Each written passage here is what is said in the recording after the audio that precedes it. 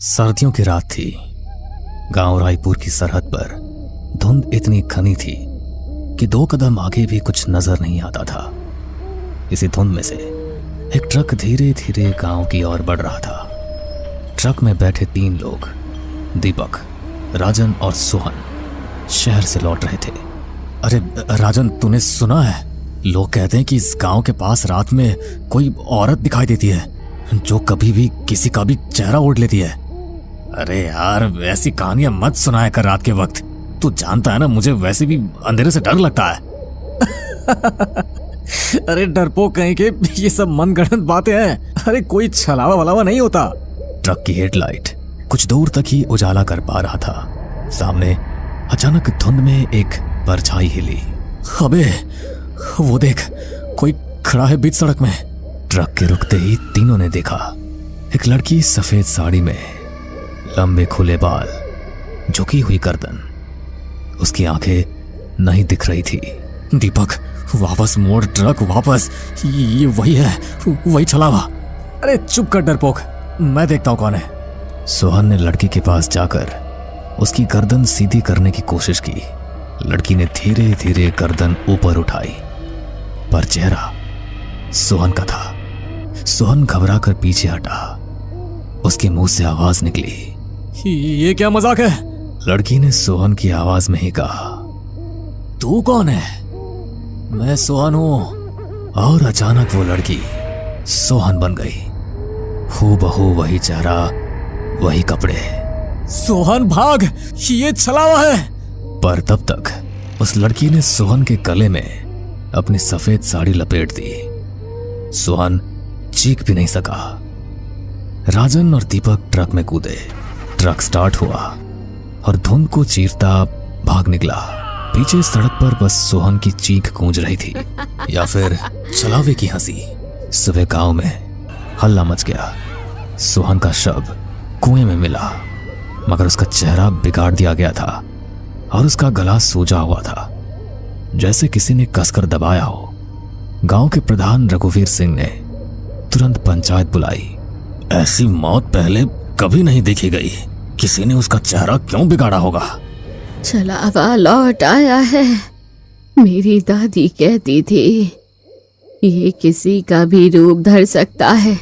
जिसने भी इसे देख लिया वो मर जाएगा या फिर उसका चेहरा बिगाड़ दिया जाएगा। मुझे छोड़ दो गांव वालों, मैं शहर चला जाऊंगा। मैंने देखा था उसे। नहीं, जब तक ये सच्चाई पता नहीं चलती। गांव के पुजारी पंडित श्यामलाल को बुलाया गया। छलावा डर से पलता है। जितना डरोगे वो उतना ताकतवर होगा। इसे रोकने के लिए हमें गांव के बाहर वाले पीपल के पेड़ पर पूजा करनी होगी। रात को दीपक, राजन, प्रधान और पंडित श्यामलाल चारों गांव के बाहर गए। पीपल के पेड़ के नीचे जैसे ही पंडित जी ने मंत्र पढ़ना शुरू किया, हवा तेज होने लगी, पेड़ हिलने लगा। किसी ने राजन के कान में धीरे से फूंक मारी। राजन। राजन ने पीछे देखा, वहां दीपक खड़ा था। दीपक, तू वहां पूजा कर रहा था ना? यहां कैसे? पीछे देखा तो दीपक सच में मंत्र पढ़ रहा था। राजन की चीख निकल गई, क्योंकि जो दीपक सामने खड़ा था उसकी आंखें काली थी। वो दीपक छलावा था। छलावे ने अपना चेहरा झटके से खींचा और वो बिना चेहरा वाला डरावना साया बन गया। राजन की चीख सुनते ही असली दीपक भागा। पंडित जी ने मिट्टी का घड़ा उठाकर छलावे पर फेंका। घड़ा टूटते ही काले धुएं में छलावा गायब हो गया, लेकिन राजन की गर्दन मरोड़ दी गई थी। मैं ही क्यों बचा हर बार? मुझे ही क्यों छोड़ देता है ये? क्योंकि अब ये तुझे इस्तेमाल करेगा। ये तुझे भी किसी दिन ओढ़ लेगा। अगली रात गांव में कोहरा मच गया। गांव के घरों में बच्चों ने खिड़की से देखा कोई मां बनकर दरवाजा खटखटा रहा है। किसी के पिता बनकर कोई आंगन में बैठा है। हर घर में छलावा घुस चुका था। बच्चों की किलकारियां अचानक रोने में बदल गई। औरतों की चीखें निकलने लगी। दीपक भागता हुआ प्रधान के घर पहुंचा। प्रधान जी, प्रधान जी, वो पूरे गांव में फैल गया है। अरे पकड़ो उसे, जला डालो। पर मैं ही तो हूं वो।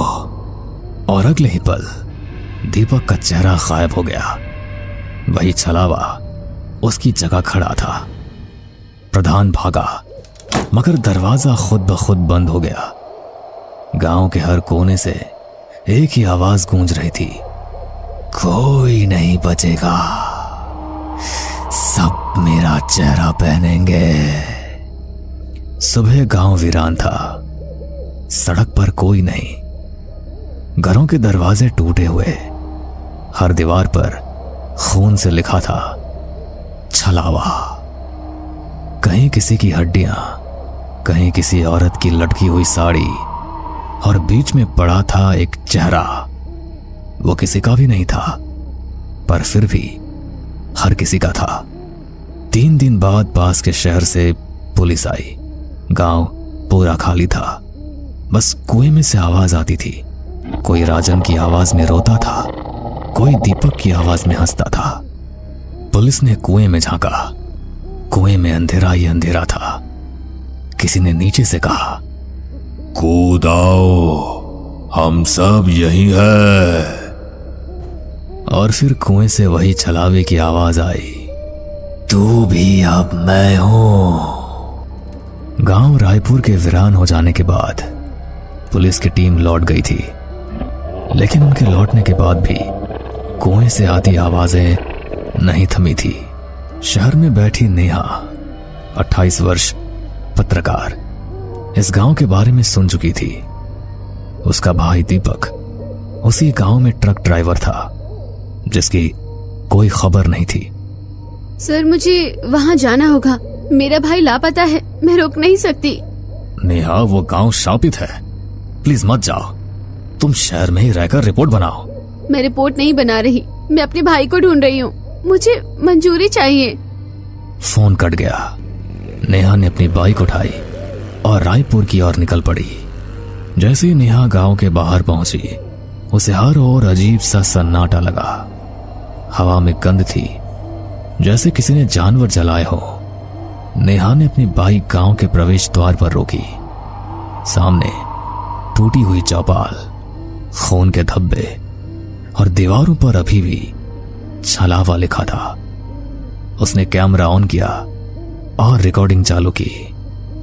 मैं रायपुर गांव में हूँ, जहाँ कुछ दिन पहले सामूहिक हत्याएं हुई। मैं यहाँ अपने भाई दीपक की तलाश में आई हूँ। अगर कुछ होता है तो ये वीडियो सबूत होगा। रात का समय हो चला था। नेहा ने पास के एक टूटे घर में खुद को छुपाया और रात वहीं गुजारने का फैसला किया। रात के 1 बज रहे थे। नेहा की नींद खुली क्योंकि दरवाजे पर दस्तक हुई। कौन है? नेहा, मैं हूं, दरवाजा खोलो। नेहा का दिल धड़कने लगा। उसने जल्दी से दरवाजा खोला। बाहर दीपक खड़ा था। उसके कपड़े फटे हुए थे, चेहरा धूल से भरा, लेकिन मुस्कुरा रहा था। दीपक, तू जिंदा है? हाँ बहन, मैं जिंदा हूं। नेहा ने दीपक को गले लगाया, पर उसकी सांसें ठंडी लग रही थी। दीपक, तेरी सांसें इतनी ठंडी क्यों है? दीपक का चेहरा हंसी में बदल गया, पर उसकी आंखें काली पड़ गई। अचानक उसकी गर्दन मुड़ गई और उसने वही आवाज निकाली, सबका चेहरा मेरा है। नेहा चीखी और कमरे के कोने में भागकर छुप गई। दीपक धीरे धीरे बदल गया। उसका चेहरा भयानक हो गया और उसके चेहरे पर काले गड्ढे आ गए थे। नेहा ने कैमरा उठाया और भागकर बाहर निकली। गांव के हर घर में से आवाजें आ रही थी। कोई रो रहा था, कोई हंस रहा था, तो कोई गा रहा था। नेहा भागते भागते कुएं तक पहुंची जहां से आवाज आ रही थी। नेहा, मैं यहां हूं, बचा ले। नेहा ने कुएं में झांका। नीचे पानी काला था, उसमें दीपक का चेहरा दिख रहा था। दीपक, मैं तुझे निकालूंगी, रुक। जैसे उसने रस्सी फेंकने के लिए झुककर हाथ बढ़ाया, कुएं से एक काली हथेली बाहर आई और उसकी कलाई पकड़ ली। छोड़ो मुझे, कौन हो तुम? कुएं से वही आवाज आई, छलावा। नेहा ने जोर लगाकर हाथ छुड़ाया और भाग खड़ी हुई। नेहा गांव के मंदिर की ओर भागी। वहां एक बूढ़ा आदमी बैठा था। उसकी आंखें सफेद थी। वही पंडित श्यामलाल। अरे आ गई तू, तेरी ही प्रतीक्षा थी। छलावे ने तुझे बुलाया है। मुझे नहीं आना था, मैं बस अपने भाई को लेने आई थी। तेरा भाई मर चुका है। अब वो नहीं, उसका चेहरा है जिसे छलावा ओढ़ चुका है। मैं क्या करूं, कैसे बचाऊं इसे? छलावा डर से पलता है। तू डरना छोड़ दे। पर क्या? पर तुझ में साहस नहीं है। छलावा तुझे भी ले जाएगा। अचानक पंडित की आंखें काली हो गई और उसकी गर्दन पीछे की ओर मुड़ गई। उसकी जीभ बाहर निकल आई और उसने वही आवाज निकाली, सब मेरा चेहरा पहनेंगे। नेहा चीखती हुई भागी। मंदिर के दरवाजे अपने आप बंद हो गए।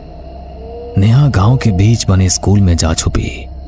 वहां उसे एक पुरानी किताब मिली जिस पर लिखा था, छलावा एक शापित आत्मा है जो अपने शरीर को पाने के लिए चेहरों को चुराता है। जब तक उसे सच्चा चेहरा नहीं मिलता वो भटकता रहेगा। नेहा ने कैमरे में रिकॉर्ड किया। मुझे लगता है ये छलावा किसी खास चेहरे की तलाश में है। मुझे समझना होगा कि उसका सच्चा चेहरा कौन है। अचानक दरवाजा खुद खुल गया। वहां दीपक खड़ा था। नेहा, मैं असली दीपक हूं। नहीं, तू छलावा है। नहीं नेहा, मैं सच में बचकर भाग आया हूं। मुझे बचा ले। नेहा ने देखा दीपक के पैर जमीन पर नहीं थे, वो हवा में तैर रहा था। दीपक की आवाज गूंजी, क्योंकि अब मैं भी छलावा हूं। नेहा स्कूल से भागी। उसे समझ आ चुका था कि गांव में कोई भी असली नहीं बचा। जैसी वो गांव की सीमा पर पहुंची, धुंध और गहरी हो गई। सामने से कोई आ रहा था। वो उसकी मां का चेहरा था। नेहा, तू भाग क्यों रही है? मेरी मां मर चुकी है, तो छलावा है। पर मैं तेरे भीतर हूं। अचानक वो चेहरा बदलने लगा। उसमें दीपक का चेहरा आया, पंडित का चेहरा आया, राजन का चेहरा आया, सोहन का चेहरा आया और फिर नेहा की मां की आवाज में बोला, मुझे मेरा असली चेहरा दे दे नेहा। नेहा के हाथ में कैमरा अब भी ऑन था। वो गिर पड़ी। छलावा ने धीरे धीरे उसका चेहरा छुआ। तेरा ही चेहरा मेरा असली चेहरा है नेहा। नेहा की आंखों में चमक आई। उसे अपने बचपन की बातें याद आने लगी, लेकिन वो याद नहीं थी, यह किसी और की स्मृति थी। तभी छलावे ने कहा, मैं तेरा पिता हूं नेहा, मुझे याद कर। नेहा का दिमाग झंझना गया। उसकी सांस तेज होने लगी। नहीं, तू मेरा पिता नहीं हो सकता। छलावे ने नेहा के चेहरे को छुआ और उसमें समा गया। नेहा की आंखें काली पड़ गई और उसके मुंह से आवाज आई, अब मुझे मेरा असली चेहरा मिल गया। अब मैं आजाद हूं। गांव में हवा चलनी बंद हो गई। पेड़ रुक गए। आवाजें खामोश हो गई। नेहा उठी। उसकी आंखों में अजीब सी शांति थी। उसने कैमरा उठाया। उसकी स्क्रीन पर सिर्फ उसका चेहरा दिख रहा था, जो अब बिल्कुल खाली था। नेहा, जो अब छलावा बन चुकी थी, बाइक पर बैठी और शहर की ओर लौट गई। छलावा कोई शापित आत्मा नहीं था। यह नेहा के पिता की आत्मा थी, जो नेहा को बचपन में छोड़कर मर गया था। उसकी आत्मा एक चेहरा ढूंढ रही थी, जिसके साथ वो दुनिया में वापस आ सके। वो चेहरा नेहा का था। अब छलावा ने नेहा का रूप ले लिया है और शहर की ओर लौट रहा है, ताकि शहर में भी वही शुरू कर सके जो जो रायपुर में किया। नीलू एक घने जंगल में डरी सहमी अपने चारों तरफ देख रही थी। तभी उसे महसूस होता है कि उसके पीछे किसी का छलावा है। जैसे ही नीलू पीछे पलटती है, उसको अपने पीछे घने जंगल के सिवा अगर कुछ दिखता है तो वो थी किसी की पीली आंखें। दो बड़ी बड़ी पीली आंखें सिर्फ और सिर्फ नीलू को ही निहार रही थी। नीलू की नजर भी उन आंखों पर टिक जाती है। तभी नीलू के कान में किसी के चिल्लाने की आवाज आती है। उस चिल्लाती हुई आवाज को सुनकर नीलू की चीख निकल जाती है।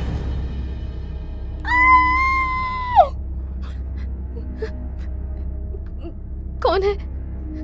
कौन है जो मुझे इस तरह से डराने की कोशिश कर रहा है? कौन है? नीलू ये बात बोल ही रही थी कि तभी अचानक उसके कंधे पर एक परछाई आकर बैठ जाती है।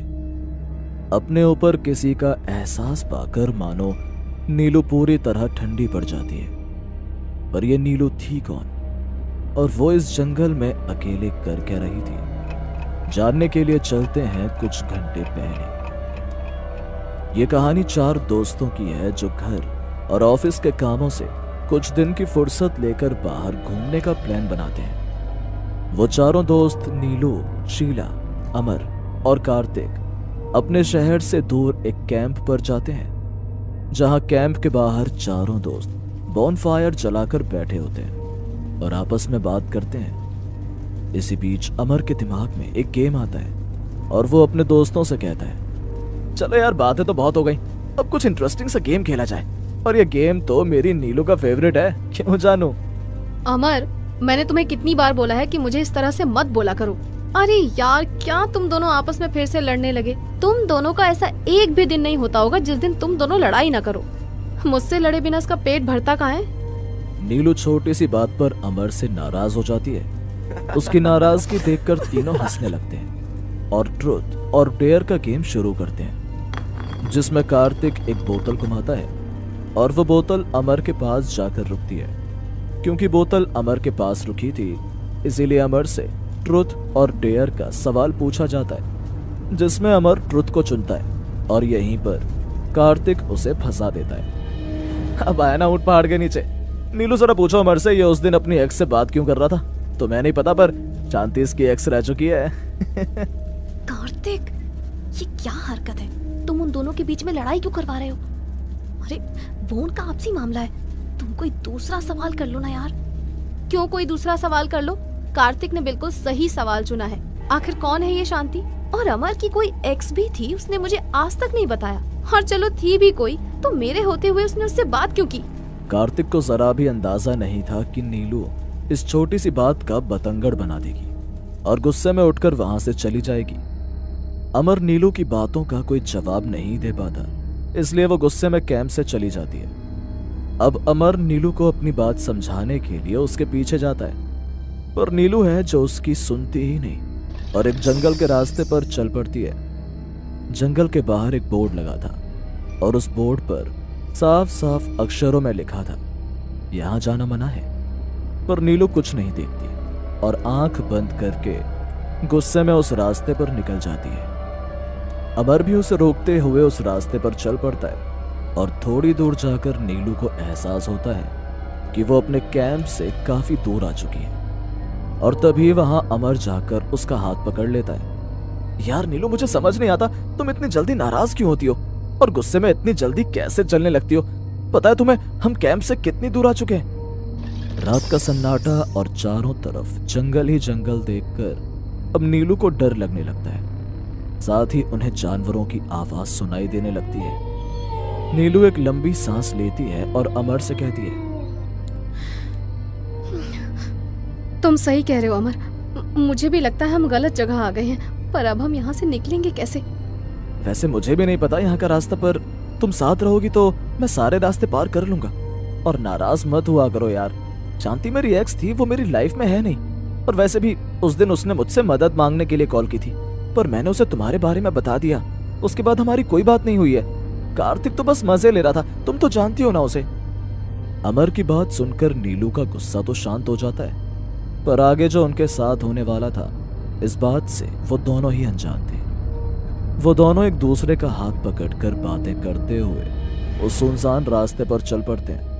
पर कुछ देर बाद तेज हवाएं चलने लगती हैं और तभी नीलू को एहसास होता है जैसे कोई छलावा उसके बगल में उसके साथ चल रहा है। नीलू घबराई हुई पीछे मुड़कर देखती है तो उसे पता लगता है जैसे किसी ने उसके कंधे पर हाथ रखा है। नीलू फिर से आगे की ओर देखती है तो वो देखती है कि अमर उसके साथ नहीं है। अब नीलू बहुत ज्यादा डर जाती है और अमर को आवाज देने लगती है। अमर, अमर, अमर, तुम कहाँ हो? तुम मुझे अकेला छोड़कर नहीं जा सकते ऐसे रास्ते पर। अमर, अमर। इतना बोलकर नीलू घबराई वहीं जमीन पर बैठ जाती है और अपने मुंह पर हाथ रखकर रोने लगती है। तभी उसे महसूस होता है जैसे किसी ने उसके कान में कुछ कहा है। नीलू, मैं तुम्हारे पास हूं। नीलू एक झटके में उठकर खड़ी होती है। नीलू एक घने जंगल में डरी सहमी अपने चारों तरफ देख रही थी। तभी उसे महसूस होता है कि उसके पीछे किसी का साया है। जैसे ही नीलू पीछे पलटती है उसको अपने पीछे घने जंगल के सिवा अगर कुछ दिखता है तो वो थी किसी की पीली आंखें। दो बड़ी बड़ी पीली आंखें सिर्फ और सिर्फ नीलू को ही निहार रही थी। नीलू की नजर भी उन आंखों पर टिक जाती है। तभी नीलू के कान में किसी के चिल्लाने की आवाज आती है। उस चिल्लाती हुई आवाज को सुनकर नीलू की चीख निकल जाती है।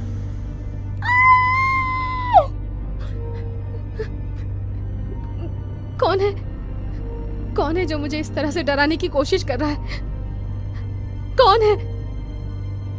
नीलू ये बात बोल ही रही थी कि तभी अचानक उसके कंधे पर एक परछाई आकर बैठ जाती है। अपने ऊपर किसी का एहसास पाकर मानो नीलू पूरी तरह ठंडी पड़ जाती है। नीलू को अब वहां कुछ भी सही नहीं लग रहा था, इसीलिए वो खुद की जान बचाने के लिए वहां से भागने लगती है। तभी एक हाथ उसका हाथ पकड़ लेता है और जब नीलू पीछे मुड़कर देखती है तो वो देखती है कि ये अमर है। अमर को देख नीलू उसे गले से लगा लेती है और उससे कहती है, हाँ अमर, अमर तुम कहाँ चले गए थे? मुझे इस सुनसान रास्ते पर छोड़कर तुम कहाँ चले गए थे आखिर? तुम्हें पता है मैं कितना डर गई थी। नीलू क्या हुआ तुम्हें? ये तुम कैसी बहकी बातें कर रही हो? मैं कब से तुम्हारे साथ ही तो हूँ। देखो हमने आधा रास्ता भी पार कर लिया है, पर मुझे समझ नहीं आ रहा था कि तुम पूरे रास्ते इस तरह से शांत मेरे साथ क्यों चल रही हो और अचानक से मेरा हाथ छुड़ाकर क्यों भागने लगी। अमर की बातें सुनकर नीलू इधर उधर देखने लगती है तो वो सच में उस जगह से काफी आगे आ चुकी थी जहां उसके साथ ये हादसा हुआ था। पर उसे समझ नहीं आ रहा था कि अमर उसके साथ था तो ये सब उसके साथ कब हुआ, और ना ही नीलू अमर को कुछ समझा पा रही थी। तभी नीलू और अमर को एक छलावा नजर आता है। वो छलावा बहुत ही भयंकर था।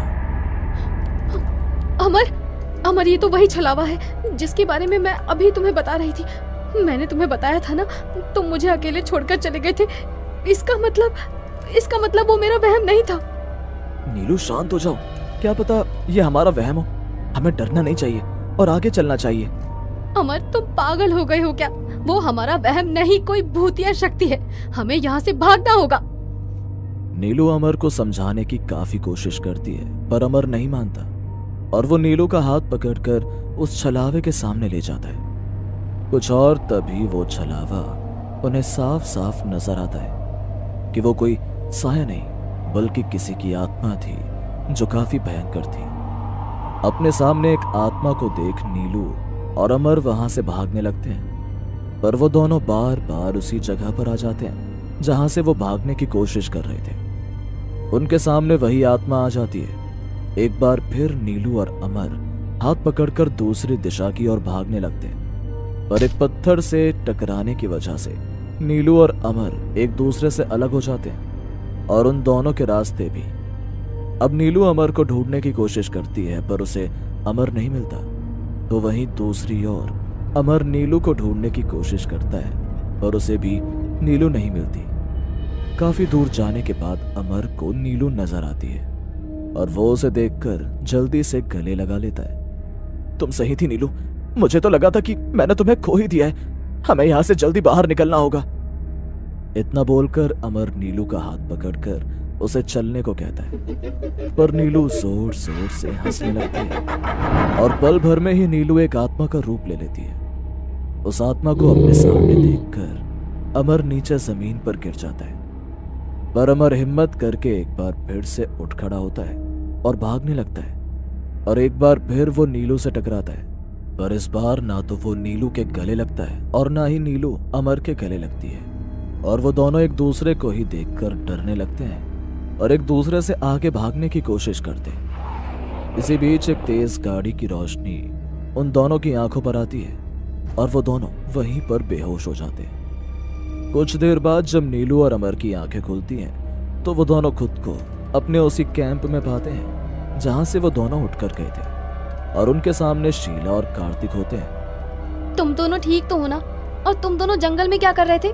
रेस लगा रहे थे कि कौन पहले कैंप तक पहुंचेगा? जो भी हो, पर तुम दोनों को जंगल में जाने की जरूरत ही क्या थी? बाहर इतना बड़ा बोर्ड लगा है, तुमने देखा नहीं? वो तो अच्छा है कि मुझे नीलू का मोबाइल फोन उस जंगल के बाहर मिला। फिर मैंने और शीला ने फैसला किया कि तुम दोनों को हम उस जंगल में जाकर ढूंढेंगे। शीला और कार्तिक उनसे कल रात के बारे में पूछते हैं, पर वो दोनों कुछ नहीं बताते, मानो जैसे डर के मारे उनकी आवाज उनके हलक में बैठ गई हो। ठंडे मौसम में भी उन दोनों के माथे से सिर्फ पसीना बह रहा था और वो दोनों एक दूसरे की तरफ शक भरी नजरों से देख रहे थे।